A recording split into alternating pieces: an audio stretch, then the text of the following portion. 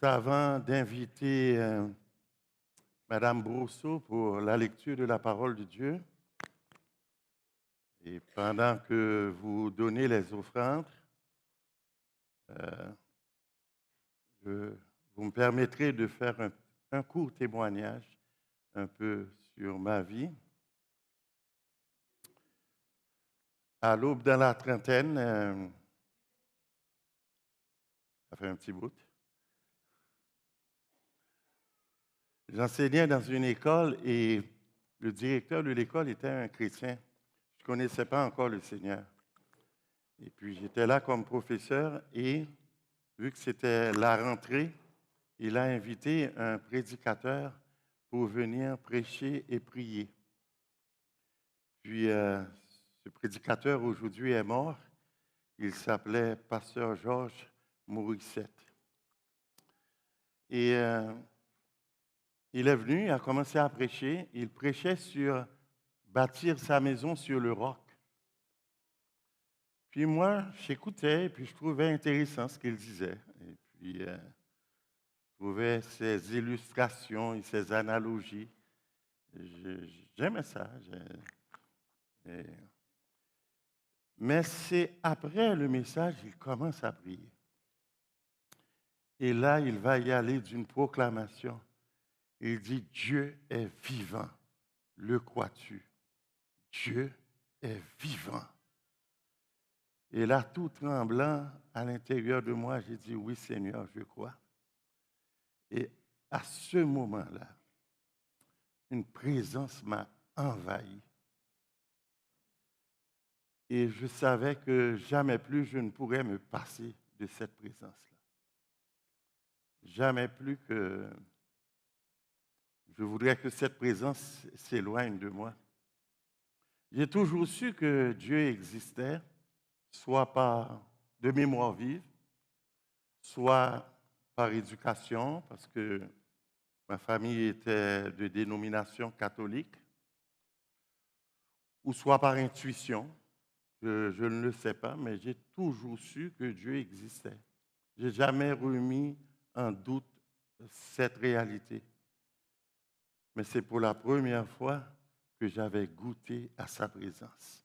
Et ça a changé. Parce que pour moi, ce Dieu-là était au ciel, très très loin, et puis moi, je suis avec vous sur la terre, pauvre vous.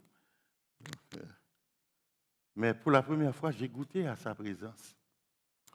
Euh, Et je savais qu'il y a une main, j'avais le sentiment très fort qu'il y a une main invisible qui allait me conduire. Je croyais du cœur, mais je n'avais pas encore confessé de la bouche parce que je ne connaissais rien de ces affaires-là. Et quelque temps plus tard, j'avais un ami musicien du nom de Jétro Auguste. Il avait reçu le Seigneur quelque temps auparavant. Il a demandé de venir avec des frères et des sœurs pour prier chez moi. Et d'elle était là en compagnie de ses deux sœurs, et Mme Poléus, Joséphine. Et c'est là pour la première fois j'ai entendu parler de la croix, de l'œuvre de la croix. Savez-vous quelle est la différence qu'il y a entre moi et ce bébé? C'est que lui, il est un nouveau bébé. Que Dieu bénisse les bébés de tout genre, les anciens comme les nouveaux. Donc, j'ai entendu parler de la croix et ça m'a chaviré complètement à terre.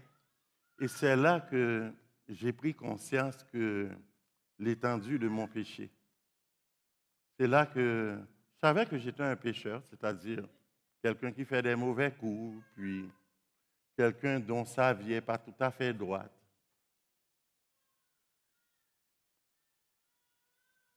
Et puis, je ne peux pas faire compétition avec ce beau bébé-là, mais j'aimerais avoir votre attention.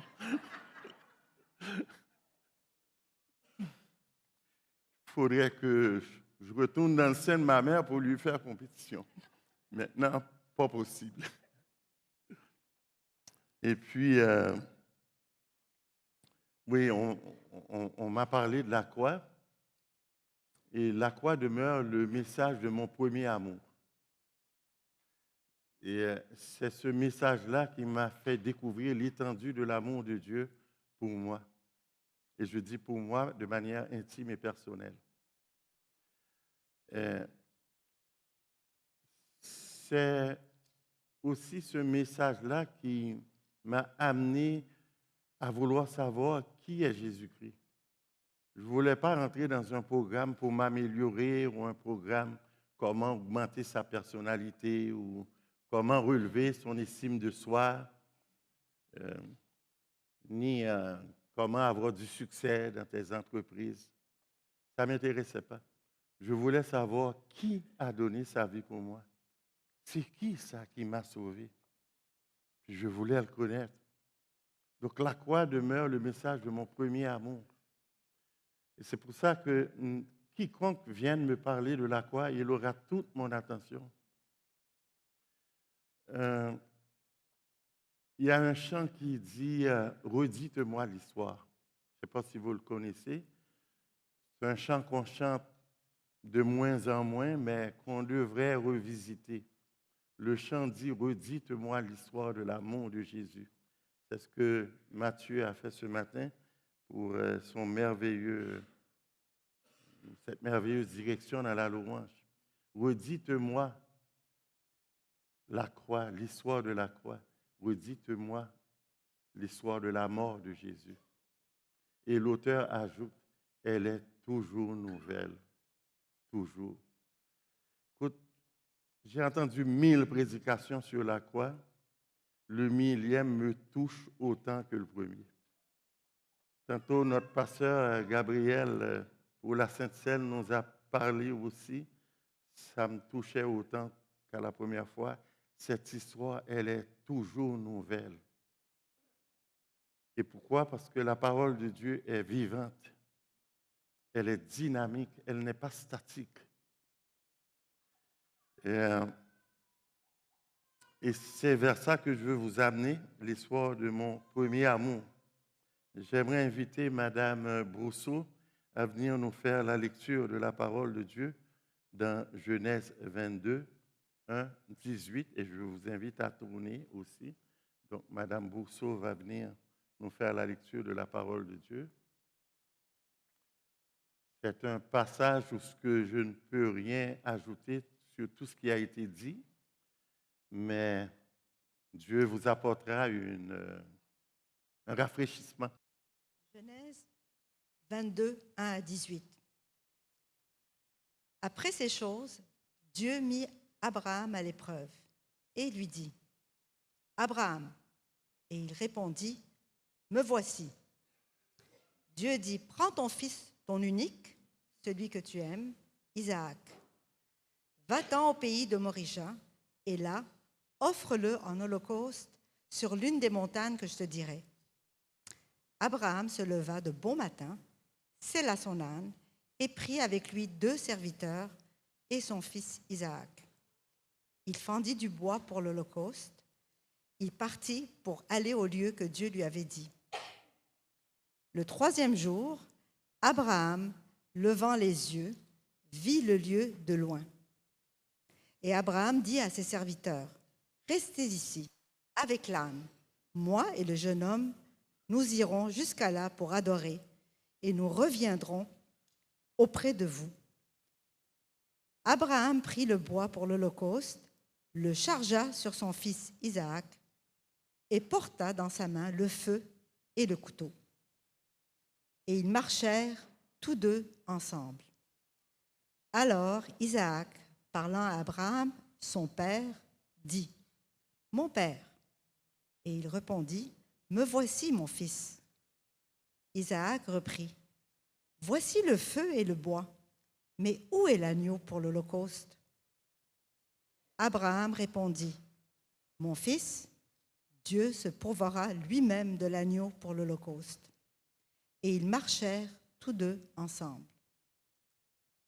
Lorsqu'ils furent arrivés au lieu que Dieu lui avait dit, Abraham y éleva un autel et rangea le bois. Il lia son fils Isaac et le mit sur l'autel par-dessus le bois. Puis Abraham étendit la main et prit le couteau pour égorger son fils. Alors l'ange de l'Éternel l'appela des cieux et dit, « Abraham, Abraham !» Et il répondit, « Me voici. » L'ange dit, « N'avance pas ta main sur l'enfant et ne lui fais rien, car je sais maintenant que tu crains Dieu et que tu ne m'as pas refusé ton fils, ton unique. » Abraham leva les yeux et vit derrière lui un bélier retenu dans un buisson par les cornes. Et Abraham alla prendre le bélier et l'offrit en holocauste à la place de son fils. Abraham donna à ce lieu le nom de Yahvé-Jiré. C'est pourquoi l'on dit aujourd'hui à la montagne de l'Éternel, il sera pourvu. L'ange de l'Éternel appela une seconde fois Abraham des cieux et dit, « Je le jure par moi-même, parole de l'Éternel, parce que tu as fait cela et que tu n'as pas refusé ton fils, ton unique, je te bénirai et je multiplierai ta postérité comme les étoiles du ciel et comme le sable qui est sur le bord de la mer. Et ta postérité possédera la porte de ses ennemis. Toutes les nations de la terre seront bénies en ta postérité parce que tu as obéi à ma voix. » Merci Seigneur pour ta parole. Bénis ton serviteur Seigneur et parle à nos cœurs. Amen. Amen. Parole de l'Écriture pour le peuple du Seigneur. Il y a toujours quelque chose qui m'avait intrigué dans le début de ce passage. C'est Dieu qui dit « Abraham ». Et Abraham répond « Me voici ». J'ai toujours vivement désiré être en mesure d'entendre la voix de Dieu aussi clairement que Abraham l'entendait. Et j'ai toujours rêvé d'être en mesure aussi de répondre avec la même promptitude qu'Abraham a fait. Me voici, Seigneur. Abraham reconnaissait la voix de son Dieu et il a obéi à cette voix. Il reconnaît la voix de Dieu en vertu de deux choses. Premièrement, il est désigné prophète. Le prophète, c'est celui par qui Dieu parle. Donc, il est en mesure d'entendre la voix de Dieu afin de communiquer le message qu'il a à transmettre. Et aussi, Abraham est une brebis.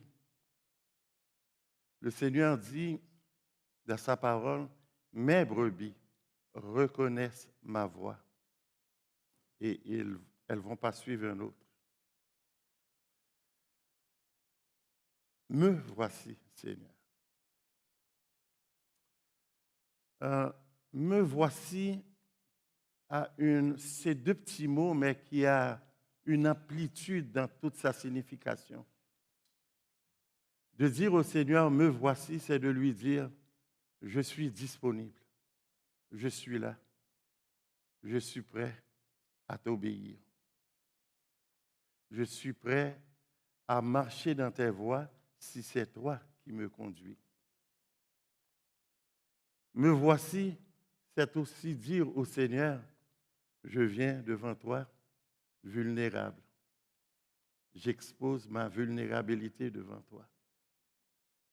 De toute façon, on ne peut pas le cacher. C'est aussi dire, je viens avec toute mon insuffisance.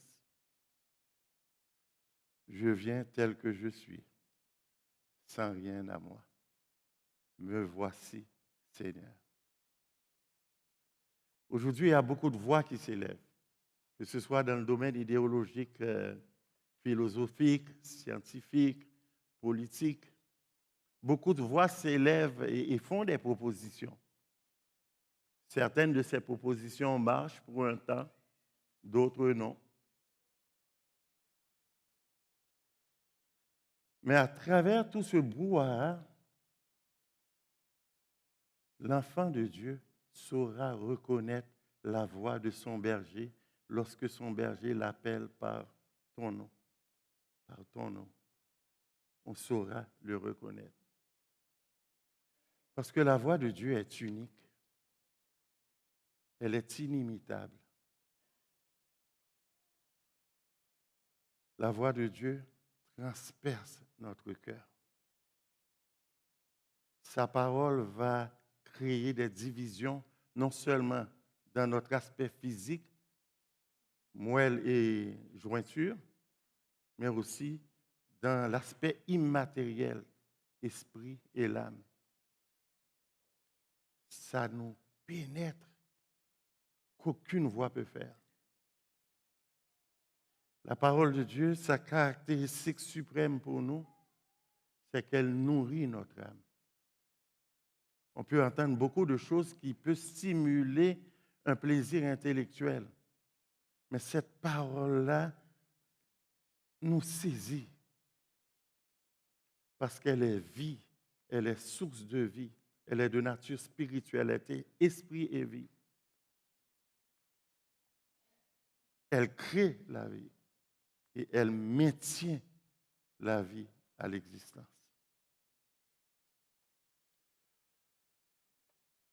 Est-ce qu'on va négocier avec le Seigneur lorsqu'il nous appelle par notre nom?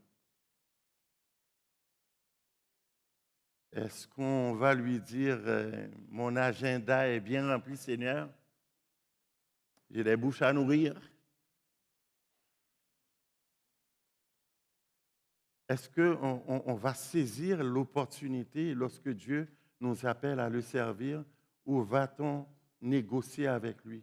Saura-t-on dire comme Abraham, me voici, Seigneur? Saura-t-on dire comme le prophète Isaïe, lorsque la voix de l'Éternel lui fut adressée, qui enverrait ce qui marchera pour nous? Il dit, me voici, je suis disponible. Remarquez bien, il ne dit pas, je vais y aller, Seigneur. Il dit, non, toi, envoie-moi. C'est des opportunités qu'il ne faut pas rater du tout. Le texte commence par « après ces choses ». Mais quelles étaient ces choses? Abraham est appelé à juste titre le père de la foi. Mais il n'est pas né comme ça. Il n'est pas né avec un dépôt de foi spécial pour dire cet enfant-là, en naissant au monde, il était spécial. Son nom, c'était Abraham. Il vivait en Chaldée, et Chaldée, en Ur, c'est quasiment la capitale mondiale de l'idolâtrie. Abraham était un idolâtre. La parole de Dieu nous le confirme. Il ne connaissait pas Dieu. Et il ne cherchait non plus à connaître qui est Dieu. Au milieu d'un brouhaha en Chaldée, il reconnaît la voix de Dieu et se met à suivre la direction de cette voix. Et après ces choses, eh bien, ça fait référence à quelque chose. C'est que la foi d'Abraham, c'est une foi que Dieu a lui-même façonnée. C'est Dieu qui a modelé cette foi-là. C'est Dieu qui l'a rendu cette foi à maturité pour qu'il puisse passer l'épreuve dont il est appelé à passer. Souvenez-vous, Abraham, à un moment donné, devait s'en aller en Égypte avec sa femme Sarah. Et puis les Égyptiens du temps et les Philistins du temps, vous le savez, avaient une coutume pas mal spéciale. Si on devait mettre la main sur une femme mariée, il fallait tuer le mari. Je bénis le Seigneur qu'il n'y a pas une coutume comme ça au Québec. Sinon, je serais déjà mort 10 fois. Et là, Abraham est comme tout homme. Il n'aimerait pas mourir. Il va manigancer quelque chose avec sa femme. Tu dis que je suis ta sœur, comme ça, j'aurai la vie sauve. Fais-moi cette grâce-là. Comme Pasteur Jeff nous a déjà dit, ça ressemble plus à une menterie qu'un mensonge. Après tout, il a quasiment de bonnes raisons pour mentir. Effectivement, Sarah, qui était une femme à faire tourner les têtes, une femme de plus de 65 ans en plus à cette époque, c'est quand même extraordinaire. C'était un pétard. C'est un canon, c'est un canon. Écoutez, Sarah apparaît, les intendants sont sous le charme, ils vont rapporter l'incident au pharaon.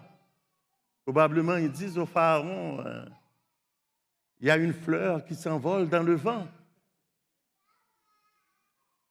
Que le Seigneur le bénisse.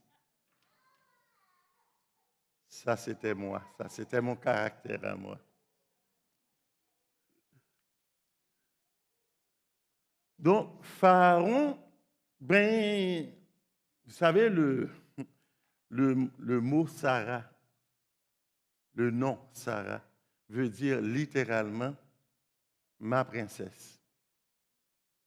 Et Pharaon, en voyant Sarah et sa beauté, a voulu faire de Sarah sa princesse. Et là, Dieu n'est pas d'accord. Dieu va intervenir d'une manière très musclée. J'espère que vous êtes capable de garder votre concentration, parce que moi, je garde la mienne.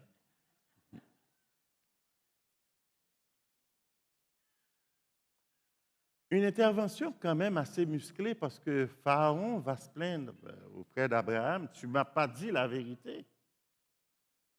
Et là, ton Dieu fait venir des malheurs non seulement sur lui, mais aussi sur l'Égypte, sur un pays. Mais si on regarde bien, on se dit, est-ce que l'intervention de Dieu n'est pas trop musclée?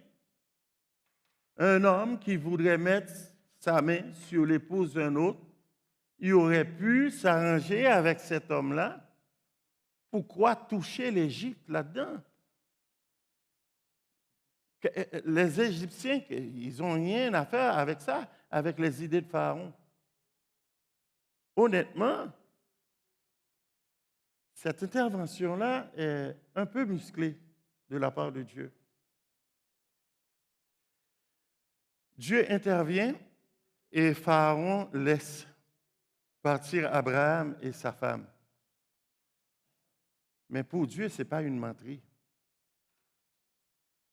Mais Dieu ne fait aucun reproche à Abraham. Mais il veut régler cette histoire-là.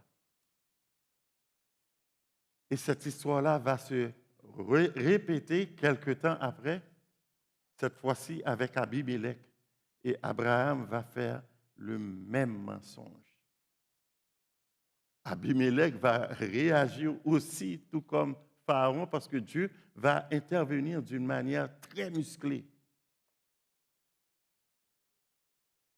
Il fallait que Dieu règle cette histoire avec Abraham. Pourquoi? Abraham n'aurait pas dû mentir à Pharaon ni à Abimelech. La raison est simple. J'avais fait alliance avec toi. Tu es un intouchable. Et c'est pour ça que les interventions étaient musclées. Parce que de cette famille viendra le Sauveur. Tu es un intouchable. L'Église, peut-être on peut la toucher par des persécutions. Mais aux yeux de Christ, elle est intouchable. Et malheur à quiconque veut faire du mal à son Église. Parce qu'il aime son Église comme la prunelle de ses yeux. Alors, le père de la foi a manqué de foi là. Et nous savons qu'il a cru, mais il n'avait aucune idée de comment Dieu allait régler la chose parce qu'ils avancent en âge. Il pensait que c'était Eliezer. C'est peut-être lui qui va hériter. Bon, il est né dans notre maison, c'est comme notre fils. Le Seigneur lui dit non, c'est de toi que ça va sortir, de tes entrailles. Bon, encouragé par sa femme, il va vers sa servante Agar. Au moins cet enfant sort de mes entrailles. Le Seigneur dit non, c'est avec ta femme. Et lorsqu'il se rend à 99 ans et sa femme 89, le Seigneur lui dit, eh bien l'année prochaine, eh bien, tu auras ton petit là. Puis quelle a été la réaction d'Abraham? Il a roulé par terre. Pour lui, c'est une joke, ça. Et tu me jokes, Seigneur. Sa femme aussi a ri.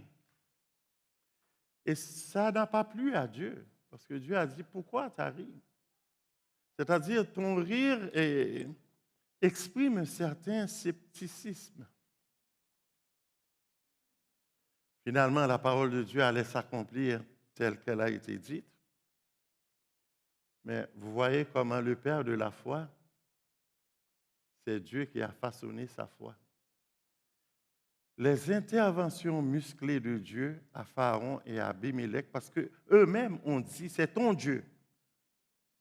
C'est ton Dieu qui se fâche contre moi. Ce n'est pas pour rien. C'est pour dire à Abraham, j'ai fait alliance avec toi et aucun roi de la terre peut te toucher. Aucun dirigeant de la terre peut te toucher. C'est moi, c'est ma promesse. Et maintenant, après toutes ces choses, comme on a vu, eh bien là, la foi d'Abraham s'affermit.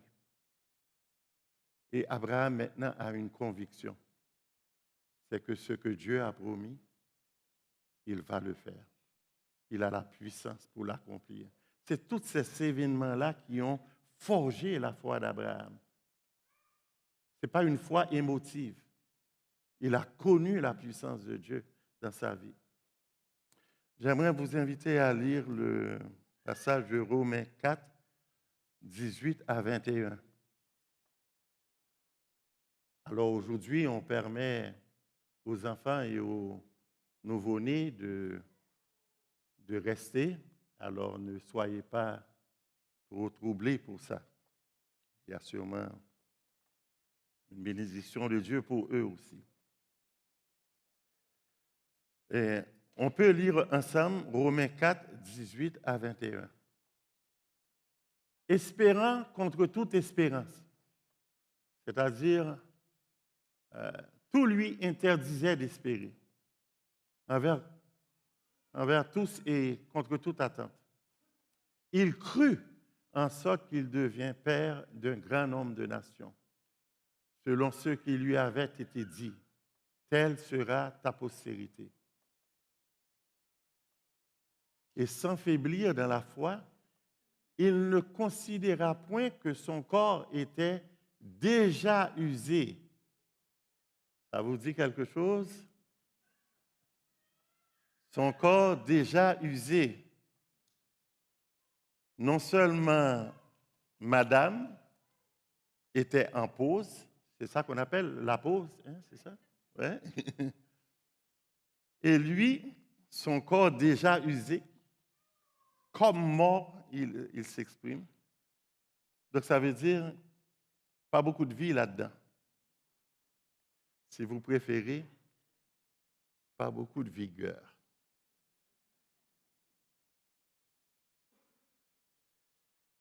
Il regarde ça et il dit Sarah n'était plus en état d'avoir des enfants, c'est-à-dire non seulement elle était stérile, mais l'âge l'a rendue doublement stérile. Ça veut dire si elle n'était pas stérile avant, compte tenu maintenant de son âge, elle n'aurait pas pu mettre un enfant au monde. Problème de stérilité. C'est tous ces événements passés qui ont forgé la foi d'Abraham. Et maintenant, sa foi est modelée, façonnée par le Seigneur. Eh bien là, il est prêt à passer l'épreuve. Et la parole de Dieu nous dit, de bon matin, il se lève. Ça veut dire la détermination est là. 3 jours de marche, il a le temps en masse de rebrousser chemin. Il n'hésite pas une seule seconde. il prend la direction de où le Seigneur va l'indiquer. J'ai relevé 11 points de ce passage, parce que ce passage est comme une scène miniature de la grande scène de la croix. On peut voir la scène de la croix ici en miniature. Premier point, l'appel d'Abraham. Abraham fait figure de l'Église ici. Église veut dire appelé hors d'eux. Tout comme Abraham était appelé hors de la Chaldée, l'Église par son Seigneur aussi sera appelée hors du monde. Quoique existante dans le monde, mais elle est appelée hors du monde, c'est-à-dire l'espérance de l'Église ne serait plus pour les choses de ce monde. L'attachement de l'Église, l'affection de l'Église sera pour les choses célestes. Deuxième point, le mont Morija. C'est un mont qui se trouvait dans le pays de Morija. Dieu a donné la direction à Abraham vers le mont Morija, tout comme Jésus-Christ aura la direction d'aller vers le mont Golgotha. Troisième similitude, il était accompagné de 2 serviteurs. Ces 2 serviteurs, même s'ils ne jouent pas le même rôle que les 2 témoins que Christ avait à la croix, mais il avait 2 témoins qui l'accompagnaient. Après ça, il y a eu le bois. Abraham avait fendu le bois et il l'a chargé sur le dos d'Isaac. Ça nous rappelle que Jésus-Christ aussi a porté le bois, l'infâme bois sur lequel il allait mourir. C'est une image typologique de Jésus-Christ qui va porter le bois. Cinquième point, le feu. L'enfant dit, je vois le bois, je vois le feu. Le feu dans la parole de Dieu est souvent synonyme du jugement de Dieu.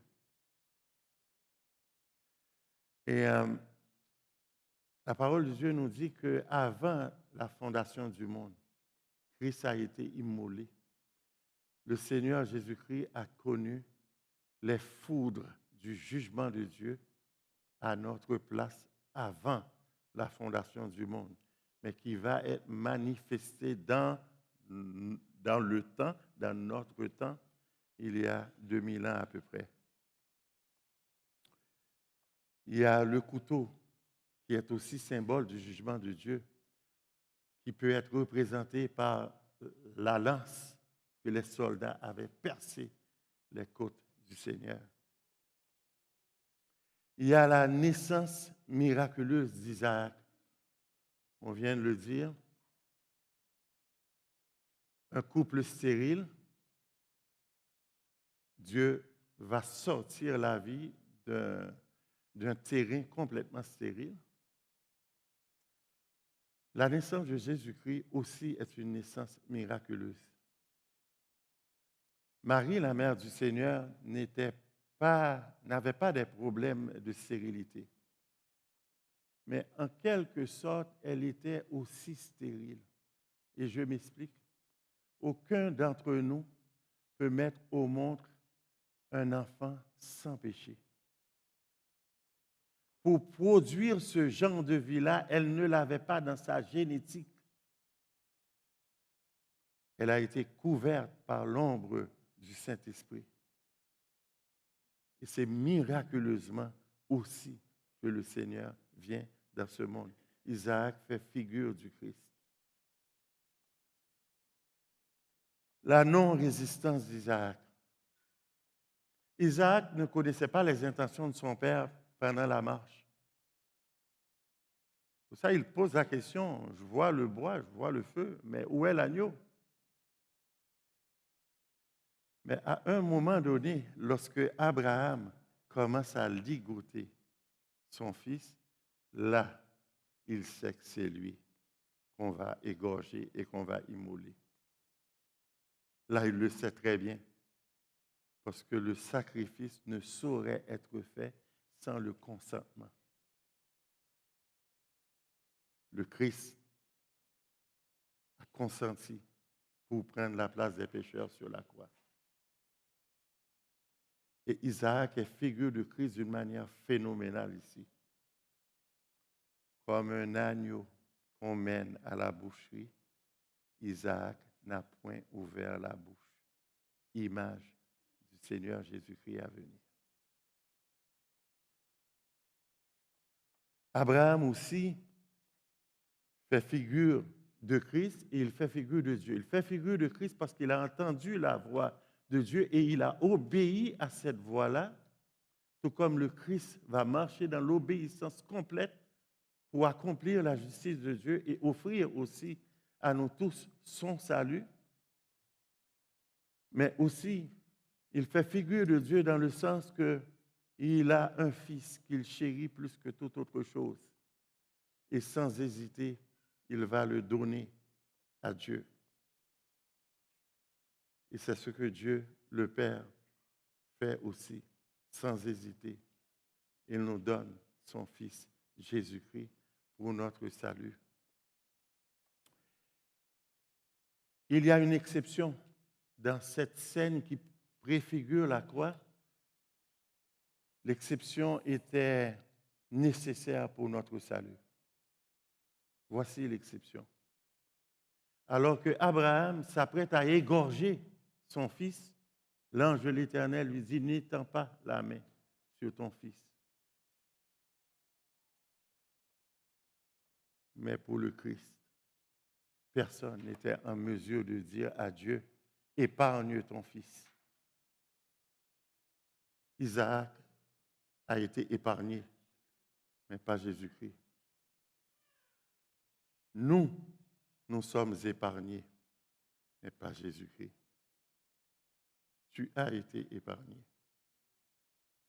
Tu as été épargné, mais pas lui.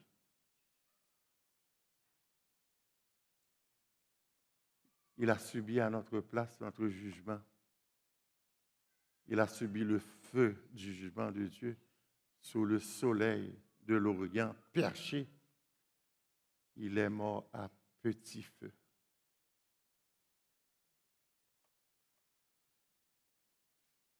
Le substitut.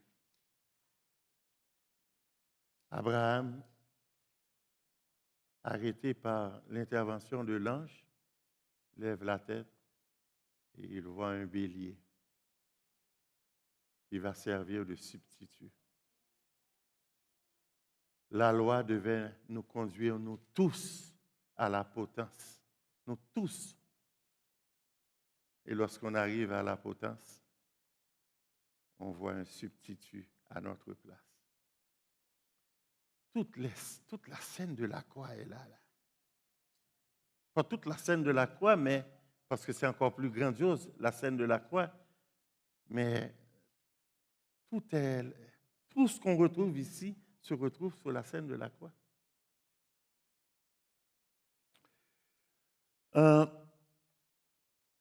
Mais à un moment donné, Abraham va dire aux deux serviteurs, restez là. Moi et l'enfant, nous allons adorer. Une adoration au cœur de l'épreuve. Il sait qu'il y aura immolation. Mais il ajoute aussi, nous reviendrons. Et l'auteur de l'Épître aux Hébreux nous dit que nous reviendrons. Qu'est-ce que Abraham avait à l'esprit? Il savait que Dieu allait ressusciter son fils. Les serviteurs doivent s'arrêter là. Et maintenant, Abraham, le père, est seul avec son fils. Complètement seul. À la croix, à la mort du Seigneur, la nature s'est rebellée contre cette mort-là. Il n'y avait plus de lumière sur tout le globe, aucune étoile brillait.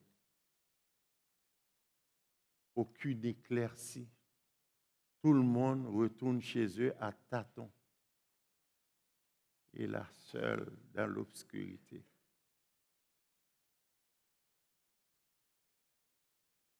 Complètement seule. Dieu l'avait abandonné parce que c'est ce que nous méritions, l'abandon de Dieu.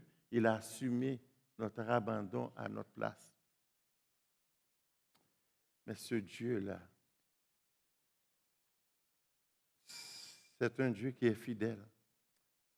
J'aimerais que nous lisons ensemble Jean 8, versets 28 et 29.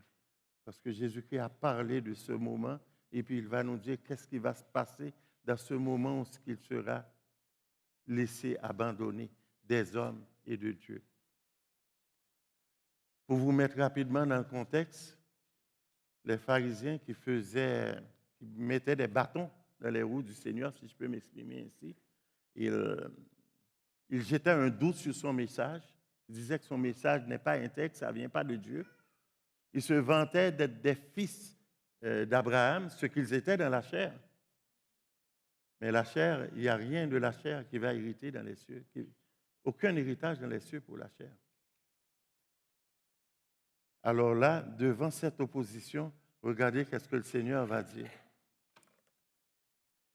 Jésus donc leur dit, quand vous aurez élevé le Fils de l'homme, ici c'est l'élévation de la croix, pas l'élévation par des louanges. Et en passant, notre louange n'élève pas Dieu. Ça, c'est une hérésie qu'on croit. C'est nos louanges qui s'élèvent vers Dieu. C'est notre foi qui s'élève vers Dieu. Dieu, il est déjà élevé. Il est dans la position suprême. L'élévation que Jésus parle ici, c'est l'élévation de la croix.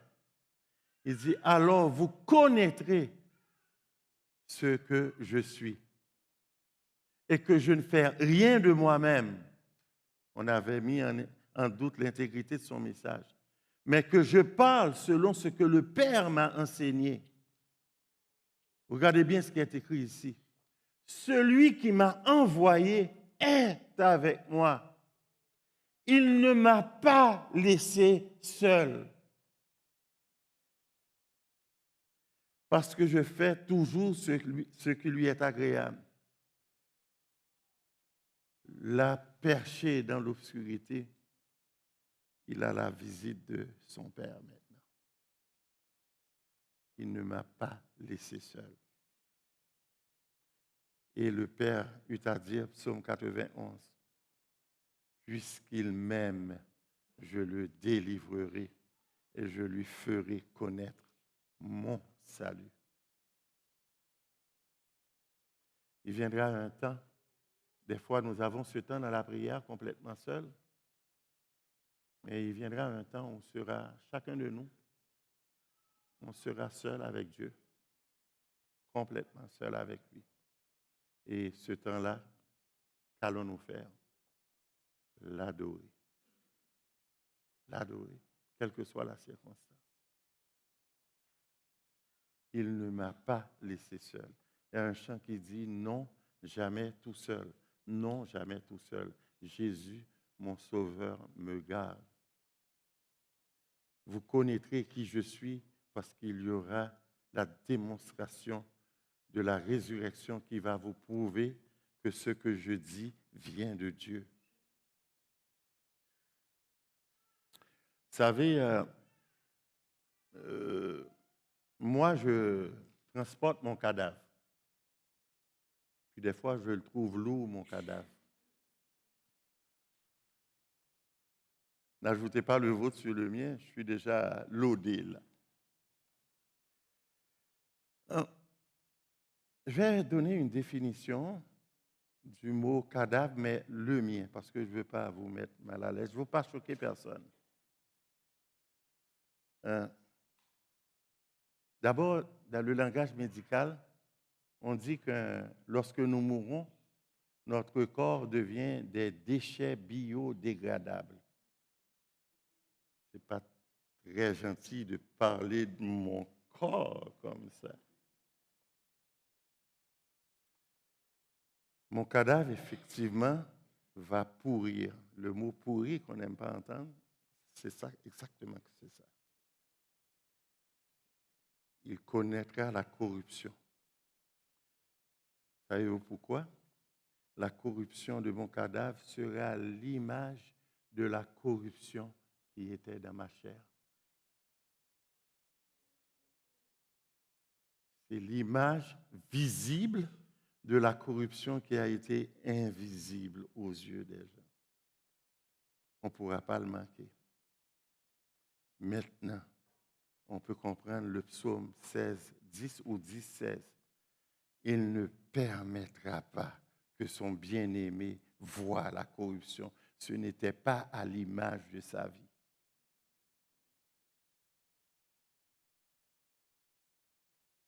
Ce n'était pas l'image de sa vie. Aucun de ses os sera brisé. Et c'est pour ça que nous pouvons adorer le Seigneur. Si on adore n'importe qui d'autre, on adore quelque chose qui va finir en pourriture. Et c'est pour ça, lorsqu'on meurt, on parle de notre cadavre, on parle de notre dépouille. On est dépouillé de toutes les apparences qu'on s'était données, de toutes les gens qu'on s'était données.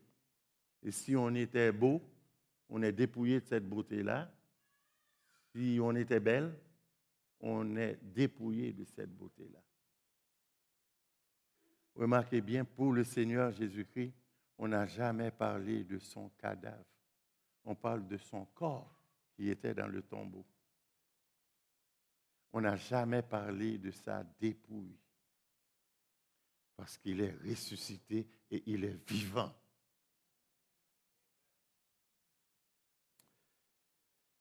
Les chants que Matthieu a amenés ce matin m'ont touché vraiment.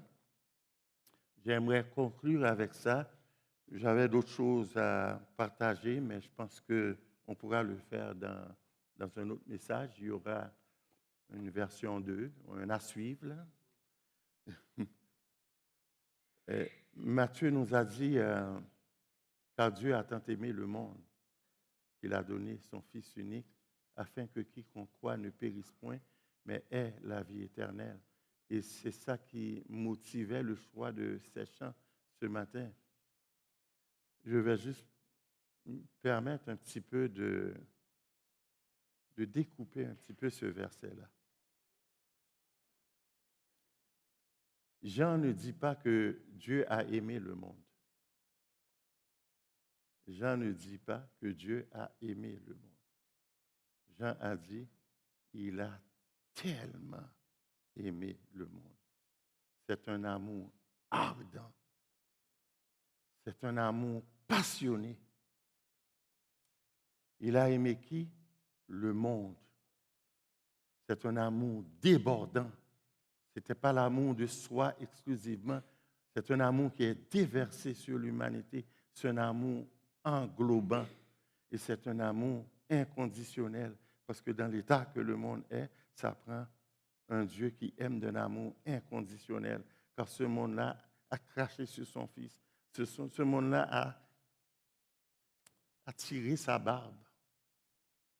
Et je faisais parmi ceux qui tiraient la barbe du Seigneur par mes péchés, par mes offenses. Ça prenait un amour inconditionnel. Il a tant aimé qu'il a donné son Fils. C'est un amour expressif. Je ne sais pas qui a dit ce dicton, mais je l'aime, ce dicton, et je le dis souvent, partout où je m'en vais. On peut donner sans aimer, mais on ne peut pas aimer sans donner. Je répète. On peut donner sans aimer, mais on ne peut pas aimer sans donner. On voit ça dans l'Écriture. Corinthiens 13, il y a un homme qui a donné tous ses biens aux pauvres. Non seulement ça, il fait le comble du sacrifice, il ne reste que des cendres de lui, et il a donné son corps pour être brûlé, quand bien même. Mais il n'a pas su aimer. Mais il a tout donné, mais il n'a pas su aimer. Mais Jean 3,16 nous dit, car Dieu a tant aimé qu'il a tout donné. Jésus-Christ a tant aimé qu'il a tout donné, donné jusqu'à en mourir et mourir pour ceux qu'il a aimés. Les paroles d'un chant de Madame Julie Harel. Il a donné qui? Son Fils unique. Ce qu'il y avait de plus cher, c'est la grandeur de son amour. C'est le gabarit de son amour. C'est un amour qui est plus fort que la mort. Afin que quiconque croit, c'est un amour qui va rencontrer un objectif. Ne périsse point. C'est un amour protectif. Un amour qui vient nous sauver des griffes de la mort, des flammes de l'enfer. Il y a une expression que le psalmiste dit, tu m'as pas laissé dans le gouffre de la mort. Le gouffre, je ne sais pas comment on peut l'exprimer. Le gouffre, c'est un lieu opaque. C'est un lieu où la lumière ne peut pas pénétrer. C'est un lieu où l'espoir ne peut pas être germé. Il nous a délivrés de la puissance des ténèbres et nous a amenés dans le royaume de l'amour de son Fils. Et pour conclure, qu'il est la vie éternelle. C'est un amour sans fin. C'est un amour sans commencement et sans fin. Je t'aime d'un amour éternel, dit le Seigneur. Maintenant, à nous, voyez de quel amour le Père nous a témoigné. Merci d'avoir écouté.